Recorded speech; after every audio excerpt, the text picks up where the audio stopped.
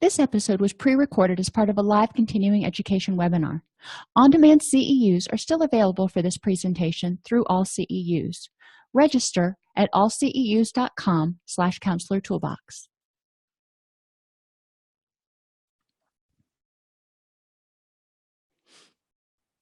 I'd like to welcome everybody to today's presentation, Anger, Anxiety, and Depression, Making the Connection. We're going to start out talking about transdiagnostic and transactional theories. When I look at somebody's assessment, I personally am not necessarily looking to pigeonhole them into a particular diagnosis. What I'm looking at is what symptoms do they have, and then trying to figure out how those symptoms interact with one another to create the presenting problem that the person has come into the office with. And we'll talk about, in my opinion, why it's so important to consider all three of these and not just look at an anxiety disorder or a depressive disorder. We'll define anger and anxiety, explore types of threats and threat assessment techniques. I'll show you one that I use. There's obviously a lot of them out there that you can use to identify anger and anxiety triggers. We'll explore intervention techniques. What can we do once we identify what the threats are? Then we'll define depression, examine the connection between depression, anger, and anxiety, so wrapping it all up in a nice little package, and talk about transdiagnostic interventions. That is, for example, fatigue. Fatigue is pretty common in people who have generalized anxiety disorder. They feel, just exhausted all the time.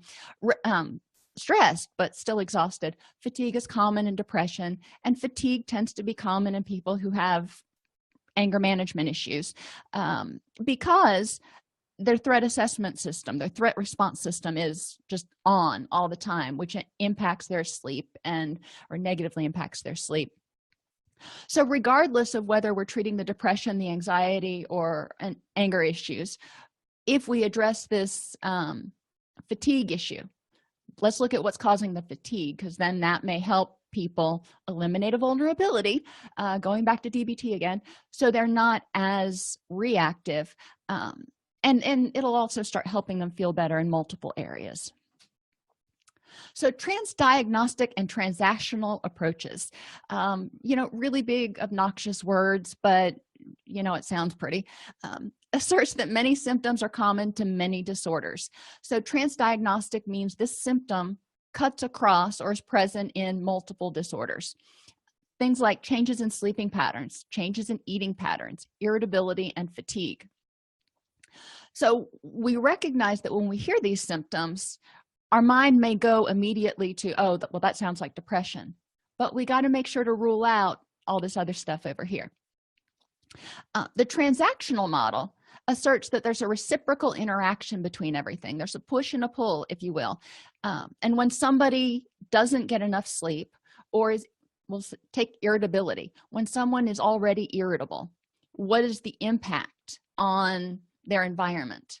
So they may be irritable, they may be cranky with other people, which tends to make people either back away or be cranky back, which creates what we consider maybe an unsupportive or a hostile environment, which may further increase their irritability. So it's back and forth. How did they impact the environment? How does the environment impact them back? And transactions can be positive or negative. So I'm giving the negative because generally that's what we're looking at when we're talking to people who come to our office.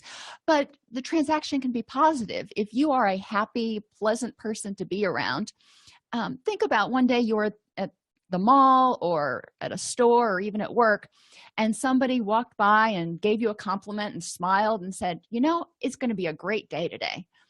How did that impact you? I mean, you might not have turned around and been like, oh yeah, it's going to be wonderful, from being in a really awful mood. But you might have had a little perk up and been like, you know what? It probably could. Some people may have been like, yeah, what's good about it? But, let's work on the positive here. If we act positively, we're going to exert positive effects on our environment, on our surroundings, on our thoughts. And we will be able to create an environment that is supportive of happiness and less supportive of negativity. So what are anger and anxiety? Emotional labels or words assigned to physiological and cognitive responses to a perceived threat. Yeah, a bunch of gobbledygook. But basically, when there's a threat, for whatever reason, you put your hand on a hot stove, your body says there's a threat, that's not good, you need to do something, you pull your hand back. When we encounter other threats, whether it's coming from our physical senses or cognitively, we're like, oh yeah, I remember situations like this is bad. There's a interaction, or our threat response system is turned on, and it says high alert, danger, danger, danger. What typical threats activate our threat response system? Death. If something happens that you could have been killed, injured, or severely maimed, that's going to activate the stress response system. You smell smoke. Now, it could be that you forgot that you put a frozen pizza in the oven and it's burning and the fire alarm starts going off, but until you figure out what it is, your threat response system goes off, and you're kind of going around going, okay, what's causing this smoke and this smoke smell? Is there really a fire? Is there danger? Rejection and isolation. As humans, we are meant to be part of a supportive group. Now, that doesn't mean we have to love everybody. There are different types of people, and introverts, for example, prefer small groups. Extroverts like to be around large groups. But the common factor is most people want to be around or want to have companionship with other people, one or two or 20. So rejection and isolation can be a threat. Think about, back in the 1800s when there wasn't all of the automation, there wasn't all of the stuff. You couldn't just go down to the store and buy food. You had to rely on farming. Well, what if it was a bad year and your crops didn't produce anything and you had no food? You had to rely on your neighbors. It was very interdependent back then. And a little bit of that is carried forward. Do we have to have others in our life to survive now? No. But research has shown that social support is one of the greatest buffers against stress. So rejection and isolation basically means we're taking away that buffer, which makes us more vulnerable to stress, which is a threat. Loss of control. Now, there are people who really are not control freaks, and there are people who really are. But in general, we like to have some sense of control over our lives. You might be spontaneous. You might not need to know what you're doing every single moment of the day, but you generally like to have a concept. How many of you got up this morning and checked the weather to see what the weather was going to be like so you knew what to wear? A little bit of control. Not a whole lot, and definitely reasonable. You want to know whether you need a jacket or not, but we all have a desire for control. And a lot of people with anger and anxiety and even depression issues have felt like so much was out of control, that sense of hopelessness and helplessness, that anything that makes them feel like they're out of control can exacerbate a emotional response. The unknown. Now, again, this one isn't necessarily applicable to everybody. Some people love just going blindly into things and seeing what happens. I'm not. When I start a new job, when I move to a new place, when I go to a new place in the city, it's a little bit stressful. Now, is it horrible? No, it's kind of exciting, but my threat response system kind of kicks on, and I am amped up a little bit to be alert to what's going on. And, I'm a little cautious. That's just the way I am. I'm also one of those people who kind of lives by a day planner, so I'm a little more rigid than some. And failure. None of us likes to fail. Many people can learn to look at failure as a learning opportunity. But if someone has low self-esteem, they rely on others for external validation, or they feel like they've, again, low self-esteem, they feel like they fail at everything, they may not feel like they're able to succeed at life. So again, all of these can set off our threat response system. So anger is your fight response.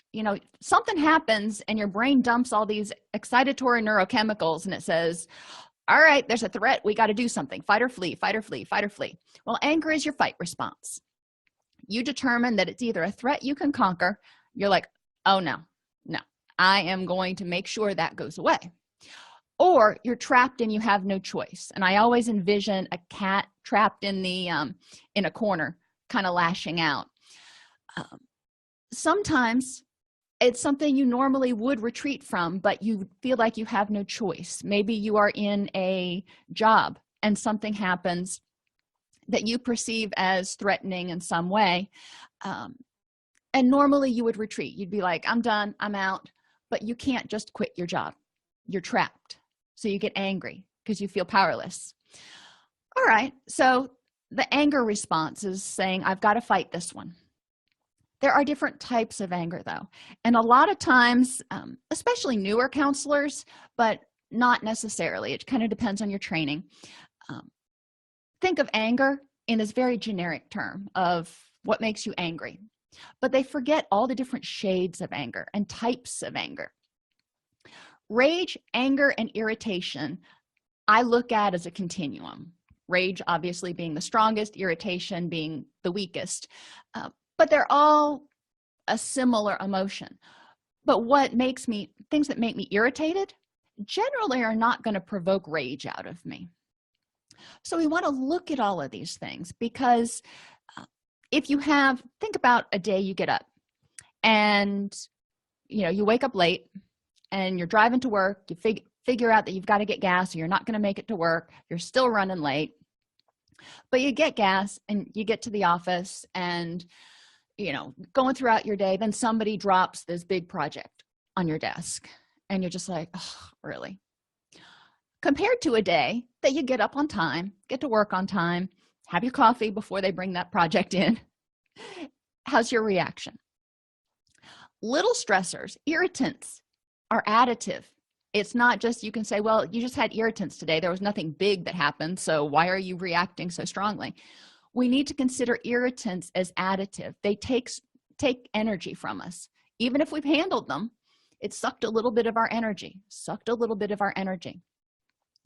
So having people consider that when they're thinking about, are they vulnerable to anger? But we want to make sure that we're encouraging people to pay attention to these irritants, because a lot of times irritants are things that people can find workarounds for.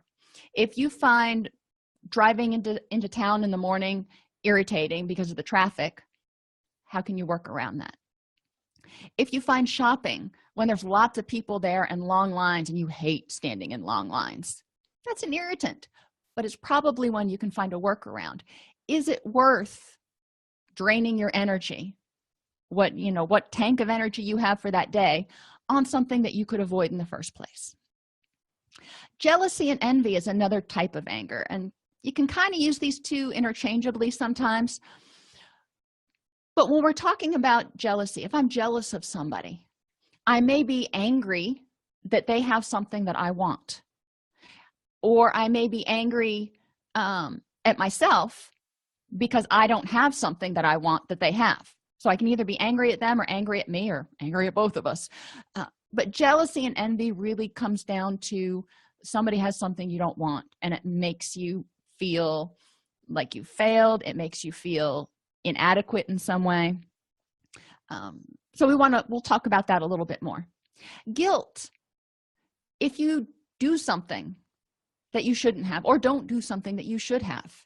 Guilt is self-anger. It's me being angry at myself for what I did. So what do you feel guilty for? I'm Catholic. I know how to feel guilty. I'm good at it. But we want to help people figure out what to do with this guilt instead of holding on to it or dwelling on it. How can you handle guilt and kind of work with it so you can grow from it and let it go? And then hate and resentment are, again, sometimes interchangeable. If you really resent somebody for something they did, sometimes you might cross over into hate. Again, it's kind of a continuum here. A lot of our clients have a lot of resentments toward people in their past and even people in their present who they feel are wronging them in some way. One of the principles of dialectical behavior therapy is the saying that you may not have created your problems, but you've got to solve them. And some of the things that we talk about with hate and resentment kind of center around that statement. Anxiety is the flight response. You choose not to use the energy to fight it. You're just like, you know what? I'm out. Okay, fine. It happened. I can't deal with this right now, so I am going to take a little mental break. It doesn't mean you have to physically run away. It doesn't mean you necessarily have to quit your job, but you could flee in some way and try to get away from it. And you don't believe you can win. If it's something that you're not going to win, you might have a lot of stress about the fact that, if I try to take this, I'm going to fail. Failure, remember, one of those triggers. So I need to figure out how to get away from it for my own safety and security. Anxiety is one of those, it's a fear. It's a fear response. So of course we're going to have thoughts that center around worry and center around death and center around fear of failure and all those sorts of things. So the types of anxiety, and there are probably other types that I didn't think to list here, but the types that I generally talk about are worry, fear, and terror. Again, a continuum here. I can worry about something, I can be afraid of something, and I can be terrified of something. Think about spiders. Some people, worry a little bit about, well, if there's a spider in here, I hope it's not poisonous. Some people are afraid of spiders and they're like, we need to make sure they don't get in here because I am afraid of them. And then some people will go to the ends of the earth to prevent spiders from getting in the house or in the building anyway, because they are just terrified of them. So, spiders get a bad rap. They actually are good little bug catchers, but I digress. And then stress. Stress doesn't really fit on that other continuum, but it's one of those garbage terms that a lot of people use. I'm overwhelmed. I'm stressed. Let's talk about, what are you stressed about? What are you worried you're not going to accomplish? What are you worried that is going to happen? So stress is kind of a type of worry, but the way we use it in the English language, I tend to break it out because I find that I get many different responses for that. So cumulative effects of stressors. So we have Jill, and Jill wakes up in the morning and she wakes up late. All right, she wakes up late, she hurries through, she gets to the office and goes about her day. She's still got plenty of room for stressors to come in and out. It hasn't been a horrid day yet. It's just been a little irritating, little irritating. Now, Jane, on the other hand, got up late, felt sick, and she's like, oh, I'm late and I feel like crap. I'm tired. I didn't sleep well. My nose was running all night. I realized on the way to the office that I forgot to eat breakfast. So now I'm hungry and my nose is running and I'm going to be late and I'm going to get in trouble. And then she gets into a fight with her significant other on the phone about what they're doing for lunch plans. So this is where Jane is when she gets to the office. She's at the top of her staircase, so to speak. That additive, each one of these kind of added a little bit of stress. So if something else happens, it may throw her into an emotional free fall. She's already dealt with a bunch of stuff, and it's not even 9 o'clock yet. Whereas Jill, on the other hand, she's only dealt with one thing. So if something else happens when she gets to the office, it's probably not going to feel as overwhelming as it does for Jane. So this threat assessment is something that I've used with my clients. I use it in group. I love groups, so obviously I do as much as I can in group. I tell them to create one sheet for each emotion, and the emotions go down here. And identify your triggers for that emotion. So what are your triggers for rage and anger? What triggers your irritation? And I have them keep this journal for about a week. They can keep it as they go throughout the day. I think most of them do it at the end of the day, or maybe before they come one day. But I'm optimistic, and I think that they work on it every day to identify what their triggers are for these different things, and realize how present some what you might consider mild irritants are in their life every single day. Because remember, go back to here, these are all kind of mild irritants, but when you have a bunch of them going on, it can add up. So if you're holding some hostility about something, if some traffic's bad and it irritates you, you're envious of some movie star because you were watching television today when you were eating your breakfast and you saw what a gorgeous house they had and you felt like you deserved that, and why do they get that and you don't. You can see how this can spiral out. So I encourage them to think about, what are you jealous of? Who are you jealous of? And it doesn't have to be people in their actual life. What things did you feel guilty for today? Even small guilt. Oops, I screwed up and I forgot to. That's guilt. Let's add it to the pile and figure out what you're dealing with, just so we can get an idea. And this also helps normalize people's reactions, because they may go, I don't know what I'm so worried about, or I don't know why I feel so stressed out all the time. Well, let's take a look at it. Okay, so then we go on, and one way you can do this is to kind of categorize. And I do this in group. I put I have a big whiteboard, and I say, okay, of the things that cause you to feel angry or enraged, which of those made you feel like there was a threat of death? You could have been killed, hurt, or maimed. Maybe you got cut off in traffic. Technically, if you spun off, flipped the car, you could have been killed, hurt, or maimed. All right, so what else? What other triggers do you have that make you angry, that relate to fearing rejection or isolation? And when you get cut off in traffic, it feels like somebody's disrespecting you, which is a form of rejection. So, all right, we might put that there too. And we go through this whole list of the things that cause you rage or anger. Which of them trigger a sense of loss of control? And getting cut off in traffic, again, is a great example. This one hits in so many different categories that I usually use it as my example. Because when somebody cuts you off in traffic, you didn't have any control over that. You're just driving along, being a good, safe driver, and all of a sudden, right in front of you with no warning. So you didn't have control. You could have gotten into an accident, and it was not respectful of you as a human being. So, it can trigger people's anger and rage issues if they're already feeling forgotten, disrespected, and isolated. Then we go down, obviously we go down each one of these and across the row.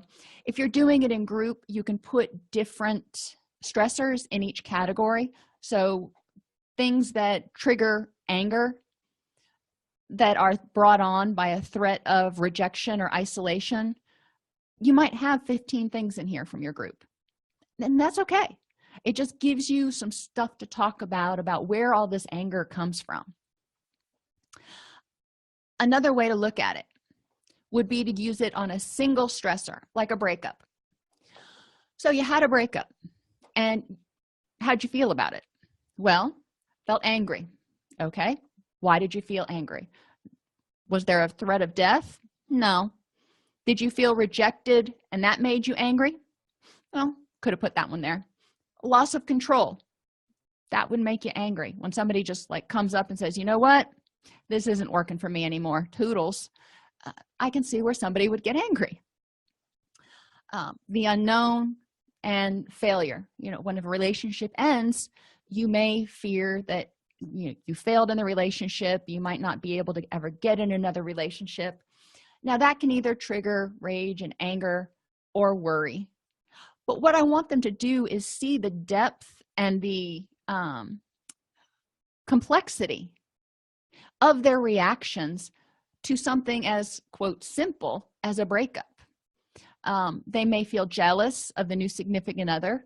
They may hate their ex for dumping them for the new significant other.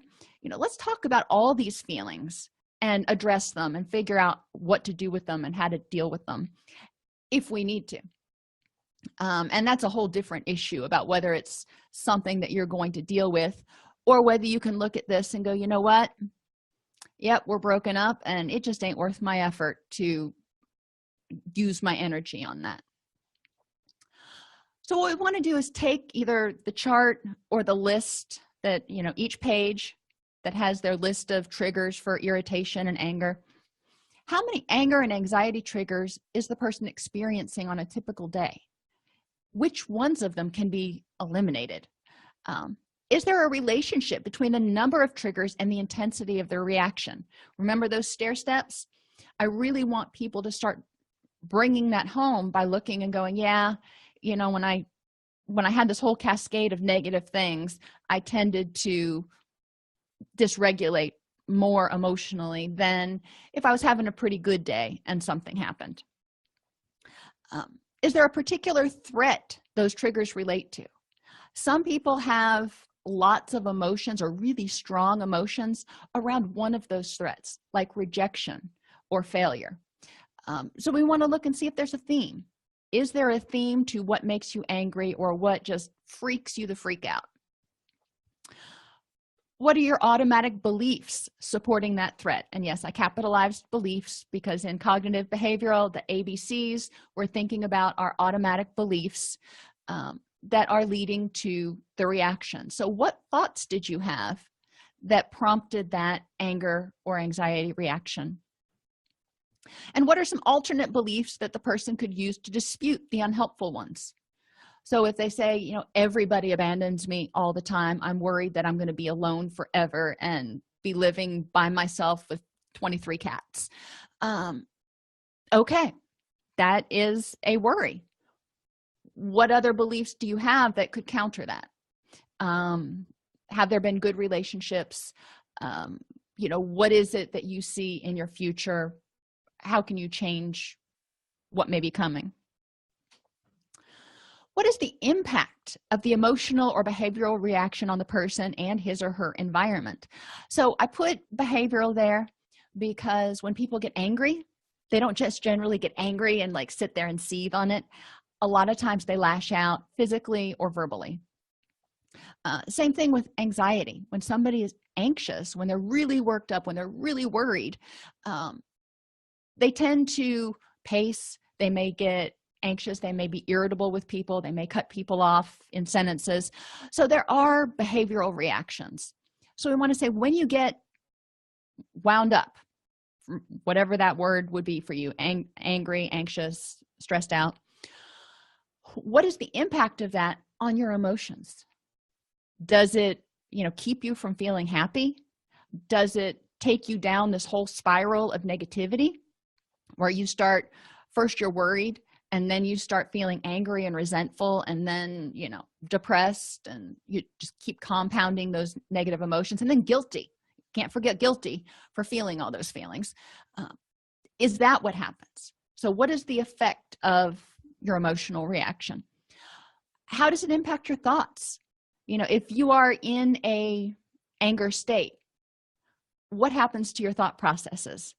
Are you going towards your impulsive, I've got to make this stop, I've got to lash out, or are you going to something more mindful? What does it do to your physical comfort and energy? I don't know about you, but when I get stressed out or angry or any of those dysphoric emotions, my neck gets tight, my back gets tight, my head starts to hurt, and my belly gets upset. I somaticize like crazy. So I want to know what happens to the clients, and is this something that you really want to keep doing? What we're doing by examining the impact, obviously, is helping them see why they want to change, helping them increase their motivation for unhooking from their emotions a little bit and maybe choosing a different reaction. And relationships. When you are stressed out all the time, when you are angry all the time, how does that affect your relationships with your significant other, with your kids, with yourself? I mean, I don't even like being around myself when I'm in a crabby old mood. So I don't think anybody else likes being around me. Encourage them to look at all these things because it'll increase their motivation to say, all right, let me figure out what I can do differently. One of the challenges that I find with a lot of clients when I'm dealing with anger and anxiety and threat is a lot of times they'll feel like they're giving up control if they say, you know what, that's not worth my energy, I'm not going to deal with it, or I'm going to let that go. I encourage them to have a paradigm shift, and instead of saying you're giving up addressing this, you're giving up whatever, you are choosing to not devote your energy over there. You are choosing not to give your energy away to something that is not going to help you achieve your long-term goals. So empower them to make the choice about, all right, what's really worth dealing with? You know, going back to that breakup, is getting angry about it gonna solve anything? And how is it impacting you? How else could you use that energy to further your goals? Depression, bringing it, you know, like I said, we'd bring it full circle, a sense of hopelessness and helplessness. Most people with depression have currently, or have had, high levels of anxiety and anger. That stress response system has been amped up. Very rarely do I run into clients who report that, you know what, everything was going great, and one morning I just woke up and I was depressed. Generally, there's a trigger. It could be a physical trigger, you know, maybe an illness they've had, maybe they haven't been sleeping well, maybe they've been eating really poorly, and it's kind of extreme to think just poor nutrition is going to make somebody depressed, but we want to look at what contributed to it. But most of the time there's also underlying anxiety or anger, so they were revved up. If you've ever sat in a car, and I don't know why you would do this, but you know, in the driveway, in park, with your foot on the gas, you know, that's kind of how we are when our stress response system is activated. We're just revving that engine, ready to go, ready to get the heck out of there. But you rev the engine, you don't keep it floored, because what happens if you keep it floored? That engine block overheats and it cracks on you. We don't want that to happen, but that's what your body kind of goes through when you're stressed for too long. Your brain goes, I cannot maintain this level of excitation for this long.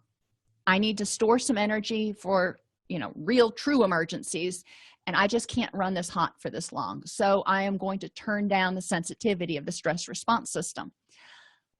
What does that mean? Well, unfortunately, our stress response system, stress, if you remember, there's eustress and distress. Eustress is good stress, like going to an amusement park or seeing somebody that you haven't seen in a long time, things that make you happy and get you excited. Distress is stuff that makes you angry and gets you, you know, wound up. Both of them require your brain to secrete excitatory neurotransmitters. But if your brain has turned down the sensitivity and said, no, we're not going to get excited about much, that means you're not getting excited about the bad stuff, so you're not getting as upset all the time. But it also means you're not able to get excited about the good stuff either. So kind of like this guy pushing a boulder up the hill, at a certain point he's just tired and he feels like nothing's going to change. He's helpless, he's hopeless, and he just kind of sits down and gets squished by the boulder, which is kind of an ugly metaphor. But when we're working with somebody with depression, we need to help them understand that there is a correlation between being too stressed out and too revved up for too long and not being able to feel what they would consider to be happy. So transactional analysis, the threat response system is triggered. Warning, warning, warning. The person attempts to fight or flee. So that, you know, he's trying to push this boulder up the hill so it doesn't squish him. The attempts are unsuccessful and he's stuck right there, can't move. The threat response system continues in order to protect him. Your threat response system is going, you can't quit pushing on this boulder or you're going to get squished. And he's getting more and more tired and more exhausted. When your threat response system is on, it's not going to let you get that deep restorative sleep, because if you're that deep into sleep, then you're vulnerable. So sleep becomes impaired. When sleep is impaired, hormones that regulate sleep and eating become impaired. So now you see where we're getting into the depressive symptoms of sleep changes, eating changes, and fatigue. Irritability increases as the stress load increases. So again, think that you're holding that boulder, trying not to get squished, and somebody comes by and says, hey John, look at this, and you're like, really? No, I'm barely keeping this boulder from moving right now. I don't have time to look at whatever YouTube video you want to show me. Exhaustion sets in. Lack of quality sleep and continuation of the stress response cause a neurotransmitter imbalance. You're not resting and restoring. The excitatory neurotransmitters go into conservation mode. That's what I was talking about with the brain going, we can't stay this hot for this long. Concentration becomes difficult. One of your main excitatory neurotransmitters, norepinephrine, is also one of your main focus neurotransmitters. So if you don't have it, not only are you not getting excited, but you're not able to concentrate as well. Motivation wanes. You start just not caring. Apathy. There's a lack of pleasure. You have to have the excitatory neurotransmitters to have pleasure. And I mean, dopamine comes in there too. But you need to be able to get excited. Hopelessness and helplessness sets in because you don't feel like anything's ever going to change. He's stuck. He's holding that boulder, can't move up, can't let it go, doesn't know what to do. And we've got depression. So you can see how all of these things sort of feed in on each other. And one of the more visual activities that you can do with clients is to put a boulder, make one out of paper mache and put it in the middle of your group room, and have each one of them, each of your clients, start writing down their worries and their stresses on it, just to kind of get an idea. And I've done it on a smaller scale with the beach ball, and we'll pass the beach ball around, and you get the beach ball, and whatever you end up looking at when you look down on the beach ball is the stressor that you're going to talk about and how you would deal with it. So we kind of brainstorm some different ways to deal with stress and anxiety and those sorts of things. And it makes it a little bit more fun than just writing on a blackboard. So where to intervene? My favorite one is sleep. If we're not allowing the brain to rest and restore, your body wants to restore homeostasis. It wants to recover. So if we can help it do that, we're going to help our clients along the way. We're going to help them reset their sleep, eat, wake cycle and get that cortisol where it's supposed to be.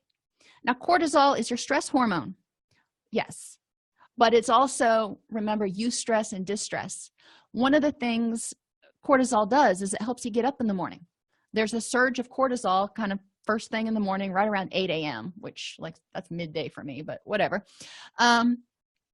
There's a slight surge of cortisol, which is generally what makes us want to get up, get out of bed, get to work. We're like, okay, got to face the day. And then there's another surge later in the day, but it peaks and rises and falls throughout the day. And that's normal. It falls when it's time to go to sleep. If your cortisol is out of whack, if your circadian rhythms are out of whack, then your cortisol levels may not go down at night or may not rise in the morning. So you may not be sending the right cues to your body. So we want to help people set their circadian rhythms. It will also help regulate their feeding hormones, ghrelin and leptin, so they know when they're hungry, they know when they're satiated.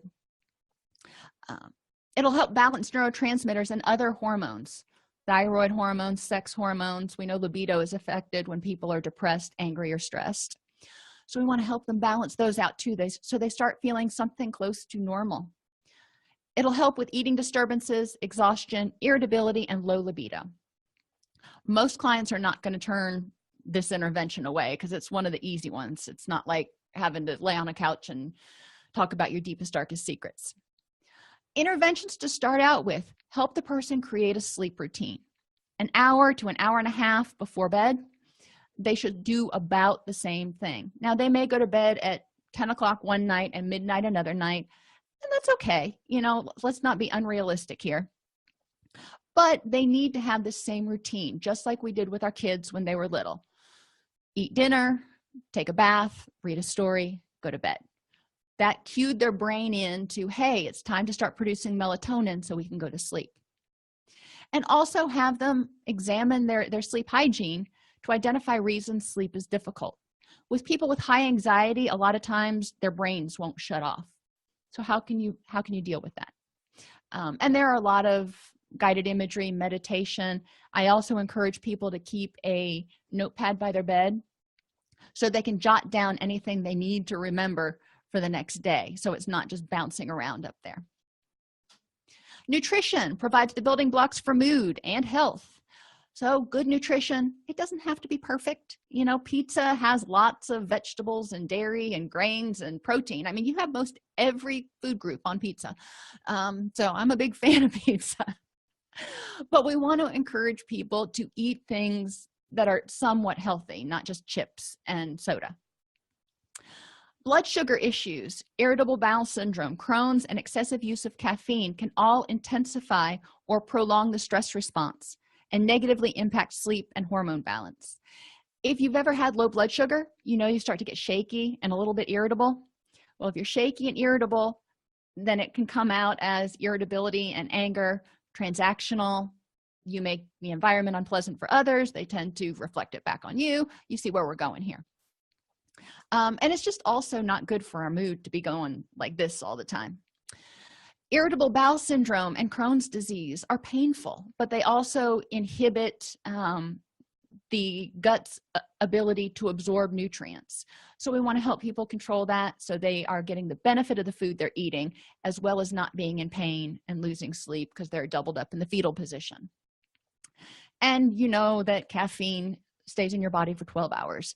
So if you are having a triple latte at noon, it ain't going to be anywhere near out of your system until at least 9 to 12 o'clock. Dehydration contributes to difficulty concentrating and fatigue. Drink. And most of the water bottles we find now are 20-ounce water bottles. I encourage people to carry one with them. Just keep it filled and sip on it. Generally, you'll get more than your 64 ounces if you just do that throughout the day instead of getting really hung up on it. Limit caffeine, especially 8 hours before bed. I'm being realistic. Most people aren't going to cut out caffeine at 10 in the morning. But have people be cognizant of what has caffeine. Coke, Pepsi, Mountain Dew, Dr. Pepper, you know, pretty much any of those non-clear sodas and Mountain Dew have caffeine in them. Chocolate has caffeine in it. So be aware of what you're eating. Try to minimize simple sugars. You know, it's going to happen, but, you know, try not to be downing a bunch of it all day long. And aim to have a dairy, a protein, a whole grain, and a fruit or vegetable at each meal. You know, it's really easy to get fruits in at breakfast. I wouldn't think of eating a vegetable at breakfast. And you can get fruits or vegetables at lunch and vegetables at dinner, and then you're golden. Sample foods. Interestingly, and I know we're kind of running out of time here, lima beans, peas, sweet peppers, pumpkins, squash, tomatoes, all of these are actually fruits because they are the derivatives of the flowers of the plant.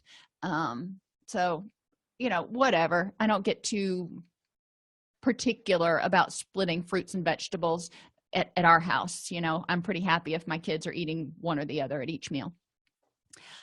Grains, oats, rice, and amaranth are gluten-free grains. So be aware that some of your clients obviously aren't going to be able to tolerate gluten, but there are grains that they can have. Grains are important for your B vitamins, which support serotonin conversion. Proteins, you know, there's a whole bunch of proteins out there. Soy, tofu, and tempeh are all soy derivatives, but they are a complete vegetable protein.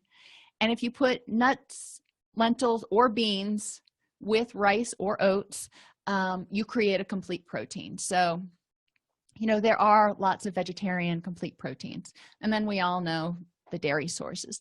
So eating healthfully, you don't have to get too crazy. Just pick one from every column for each meal and you're good. Thoughts are another place we can intervene.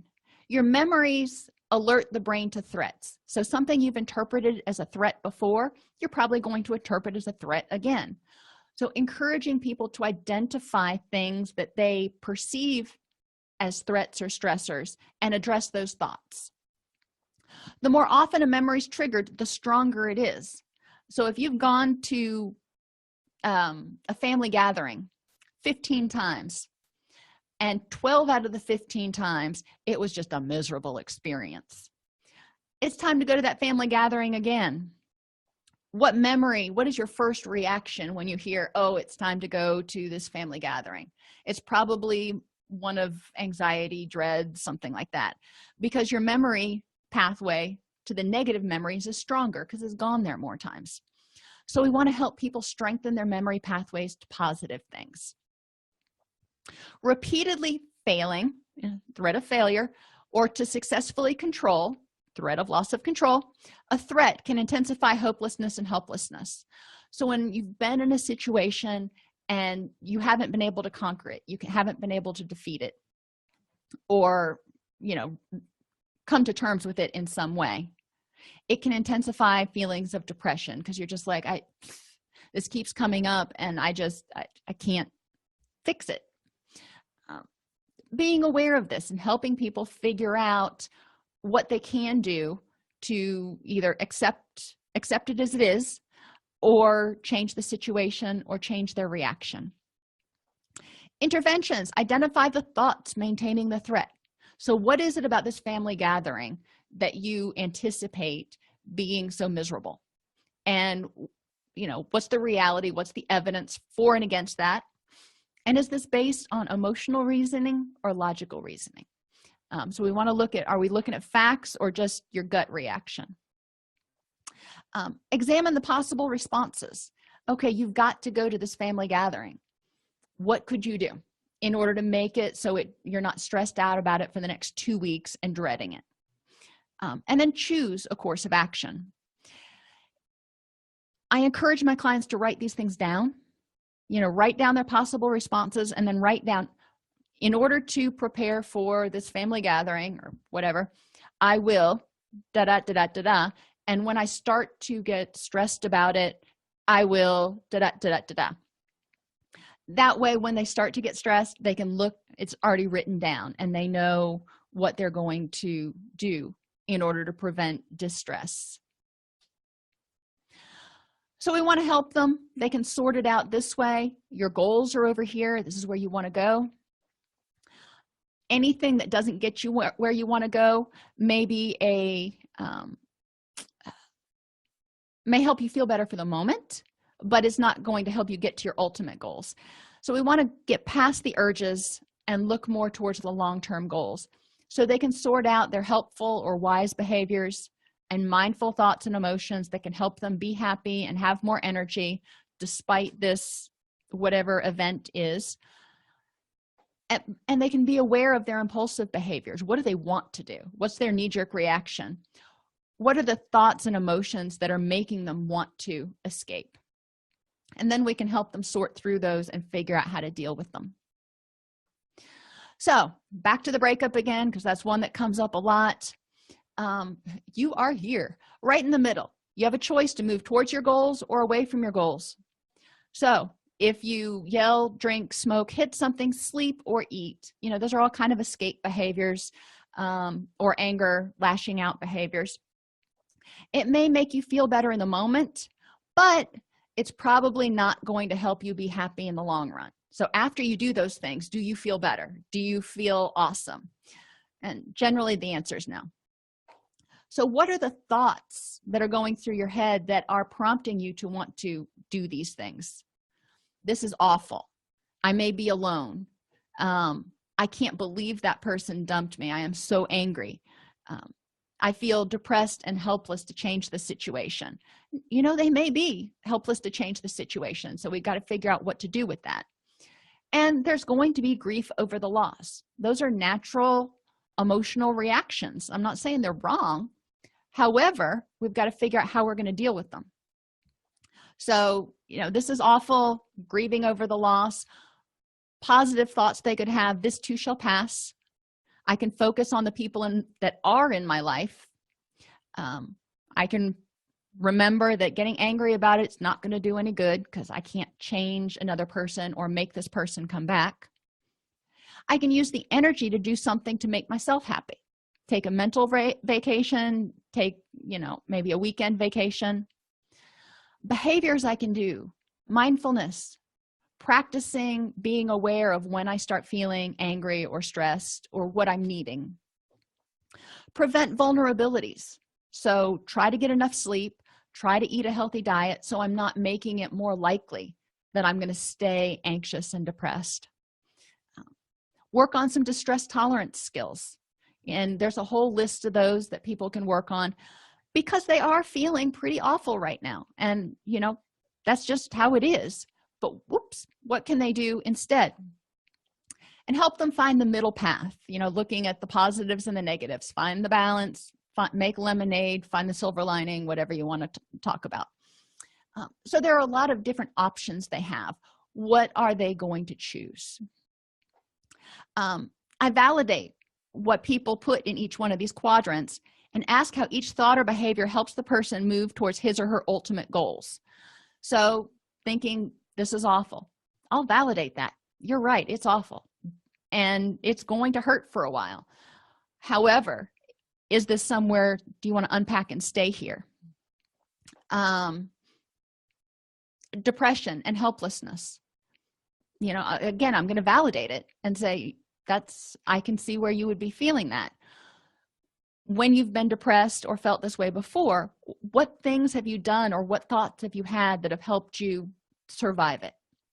And help them start working towards building this list up over here for alternate responses to the current situation. Ultimate goals. Identify what are their goals. We want to help them get past this hopelessness. So if we want to help them have hope, we've got to give them to have something to hope for. So what are your goals? What is the best resolution you can think that would happen out of this? Empower our clients to identify unhelpful thoughts and behaviors maintaining their stress response, we talked about on the last slide, and make more effective choices so they don't feel so helpless. They realize that there are things they can do to start feeling better. Prevent vulnerabilities. I know I sound like a broken record, including poor sleep, poor nutrition, and excessive use of stimulants. Anxiety and anger are responses to a perceived threat.